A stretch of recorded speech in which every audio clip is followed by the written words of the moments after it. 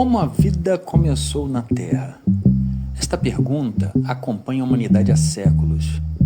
Uma das explicações científicas mais influentes foi proposta pelo bioquímico russo Alexander Oparin, no início do século XX.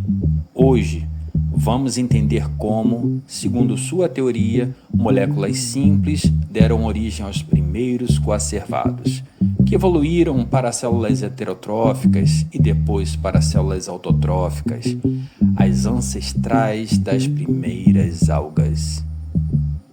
Para compreender a teoria de Oparin, precisamos voltar cerca de 3,5 a 4 bilhões de anos, quando a Terra era muito diferente do que vemos hoje. Não existia oxigênio livre na atmosfera. O planeta era quente, com intensa atividade vulcânica, e a atmosfera era composta principalmente de vapores de água, metano e amônia, hidrogênio e dióxido de carbono. Raios, radiação ultravioleta e calor extremo forneciam energia e abundância para as reações químicas acontecerem. Segundo o Oparin, na Terra primitiva formou-se o que chamamos de sopa primordial, um ambiente rico em moléculas simples dissolvidas nos oceanos quentes. Energia abundante permitia que essas moléculas se combinassem, formando compostos orgânicos cada vez mais complexos, como aminoácidos, açúcares e lipídios. Era o primeiro passo rumo ao surgimento da vida. Com o passar dos tempos, algumas moléculas orgânicas passaram a se organizar espontaneamente em estruturas chamadas coacervados. Estes coacervados são estruturas simples que se agregavam a partir das moléculas na água, criando algo semelhante ao que seria futuramente as células heterotróficas.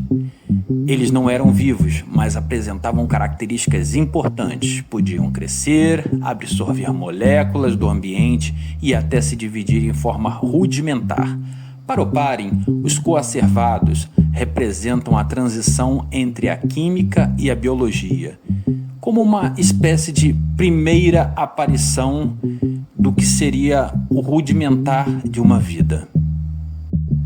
À medida que os coacervados se tornaram mais complexos, alguns desenvolveram reações químicas internas mais eficientes, surgindo então as primeiras células primitivas heterotróficas. Essas células obtinham energia consumindo compostos orgânicos disponíveis na sopa primordial dos oceanos. Eram organismos simples sem núcleo. Como dependiam de alimento externo, sua sobrevivência estava ligada à disponibilidade de matéria orgânica no ambiente. Com o aumento da população dessas células, os recursos começaram a diminuir, criando a pressão evolutiva para as formas de vidas mais eficientes. E para superar a escassez de alimento, algumas células desenvolveram a capacidade de produzir seu próprio alimento, surgindo então as primeiras células autotróficas. Essas células provavelmente começaram utilizando reações químicas simples, baseadas em minerais, um processo chamado quimiossíntese.